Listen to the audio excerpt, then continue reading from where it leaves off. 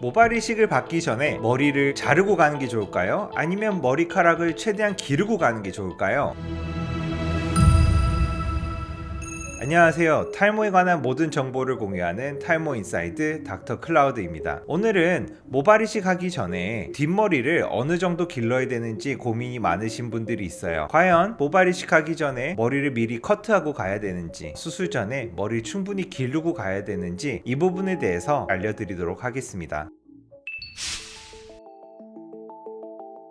모발 이식을 할 때 뒤통수, 후두부라는 영역에서 모낭을 뽑게 되는데요. 이때 머리카락이 길면 오히려 시야를 방해할까봐 머리를 커트하고 오신 분들이 있어요. 그런데 모발 이식 하기 전에는 머리카락을 충분히 기르고 오시는 것이 좋습니다. 그 이유는 바로 모발 이식 하기 전에 모낭을 뽑을 수 있게 머리카락을 저희가 자르기 때문입니다. 이렇게 머리카락을 자르는 작업을 미리 하는 이유는 모낭을 뽑을 때 모낭 뿌리를 봐야 되는데요. 이 모낭 뿌리는 머리카락이 길수록 덮여있고 시야가 방해되기 때문에 모낭 채취가 어렵습니다. 그렇기 때문에 저희가 미리 사전 작업을 하게 되는데요. 커트 방식에는 여러분들이 많이 들어보신 반삭발, 부분삭발, 그리고 무삭발 이렇게 있는데요. 저희 병원에서 불리는 용어를 기준으로 설명을 드리겠습니다. 순서대로 박스컷, 라인컷, 그리고 TS컷 이렇게 있는데요. 일단 첫 번째로 박스컷의 장단점에 대해서 알아보겠습니다. 반삭발 혹은 박스컷이라고 불리는 방식은 네모나게 머리카락을 바리깡으로 미는 방식이고요. 박스컷은 단점은 가장 많은 영역을 머리카락을 밀기 때문에 아무래도 수술한 이후에 후두부에 머리카락이 없기 때문에 모낭이 뽑힌 흔적도 보일 수 있고 다른 사람에게 수술을 한 것을 들킬 수밖에 없습니다. 그렇지만 장점으로는 면적이 넓기 때문에 모낭을 뽑을 때 의사 입장에서 건강하고 굵은 이중모, 삼중모를 더 많이 선별해서 뽑을 수 있는 장점이 있습니다. 그리고 무엇보다 라인컷, 무삭발에 대비 해서 면적이 더 넓기 때문에 탈모가 많이 진행돼서 제한된 채취 영역이 있는 분들에게서는 이런 박스컷이 더 많은 모낭을 뽑을 수 있는 커트 방식이 되겠습니다. 그래서 박스컷의 영역은 기존에 한번 다룬 적이 있는 안전 영역 안에서 후두부를 바리깡으로 밀고 진행하게 되는데요. 이 안전 영역은 주로 가로로는 손바닥 한 뼘 정도, 세로 길이로는 한 반뼘에서 반뼘 반 정도 생각하시면 되겠습니다. 그리고 박스컷 할 때 많은 분들이 걱정하시는 게 넓은 영역을 모낭을 다 뽑는 건가요? 걱정하시는데요. 기존에 있는 모낭의 20에서 25% 수준으로 뽑기 때문에 기존 모낭을 다 뽑는 건 아니니까 걱정하지 마십시오. 그 다음으로는 라인컷이라고 하는 것이 있습니다. 라인컷은 라인, 선이라고 불리는 단어죠. 선을 따라서 모낭을 뽑을 수 있게 부분적으로 머리카락을 자르는 방식이라고 생각하시면 되고요. 1cm에서 1.5cm 정도의 폭으로 긴 띠를 만듭니다. 그리고 나서 그 밑에는 머리가 덮일 수 있게 하는 방식이에요. 이런 라인컷이 가장 대중적이고 선호되는 이유는 수술한 이후에 티가 나지 않기 때문이고, 다른 무삭발 방식이나 저희 병원에서 하는 TS컷 방식보다는 의사 입장에서 조금 더 수술을 빨리 진행할 수 있는 방식이기 때문입니다. 라인컷의 장점은 미리 말씀드린 것처럼 수술한 이후에 티가 나지 않을 수 있다는 장점이 있고요. 단점은 박스컷 대비해서는 아무래도 뽑을 수 있는 모낭의 개수는 더 제한이 됩니다. 상대적으로 면적이 더 좁기 때문입니다. 그러면 모든 분들이 라인컷을 하면 티가 안 날까요? 라고 생각하실 수 있는데요. 남성분들의 경우에는 적어도 모발의 길이가 6cm에서 10cm 정도는 돼야 라인컷을 했을 때 머리카락이 뒤통수를 잘 덮어줄 수가 있습니다. 그렇기 때문에 모발 이식을 생각하시는 분들은 나중에 머리 못 자를까봐 걱정이 돼서 머리를 자르고 오신 분들이 많은데요. 머리 자르지 않고 최대한 후두부 쪽의 머리는 길게 유지하시는 것이 좋겠습니다. 마지막으로는 무삭발 방식이 있는데요. 무삭발은 말 그대로 머리카락을 하나도 자르지 않은 채로 모낭을 뽑는 방식을 의미합니다. 저희 병원에서는 TS컷이라고 합니다. 탑 시크릿 컷이라고 해서 아무도 모르게 수술해야 되는 분들이 진행하는 커트 방식인데요. 이런 방식은 기본적으로 박스컷, 라인컷과 대비해서 바리깡을 쓰지 않습니다. 바리깡 대신에 저희가 가위로 모낭을 뽑을 자리마다 하나하나 머리카락을 자른 다음에 그 잘린 머리카락 부위에서만 제가 모낭을 뽑는 방식입니다. 이런 TS컷의 방식은 모발 이식을 받을 때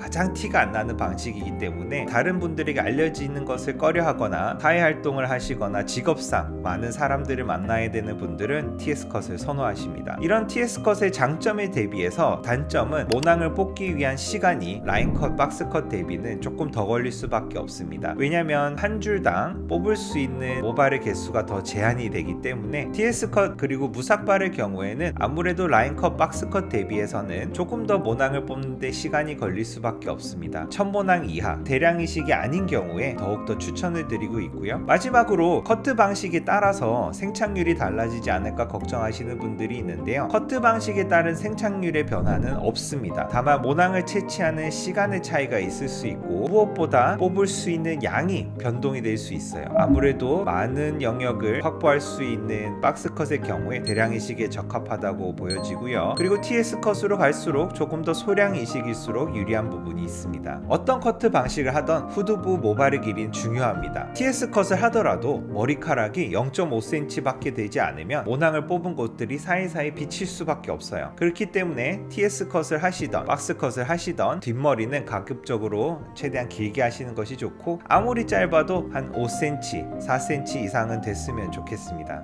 맘모스 주로 남성분에 준해서 말씀을 드렸는데요. 여성분들은 기본적으로 머리카락이 단발을 하셔도 충분히 길기 때문에 어떤 커트 방식을 하셔도 후두부 채취 영역은 보이지가 않습니다. 그렇기 때문에 남성분들 위주로 말씀을 드렸고요. 모발 이식 하게 되면 머리를 커트할 수가 없다는 것 때문에 미리 커트하시고 오신 분들이 있는데 이제는 미리 커트하지 마시고 모발 이식 하신 이후에 한 달 정도 지나서 머리 잘라주시길 바라겠습니다. 이 부분에 대해서도 다음 영상에서 알려드리도록 하겠습니다. 모발 이식 후에 도대체 언제 머리 커트를 하는 것이 좋을까요?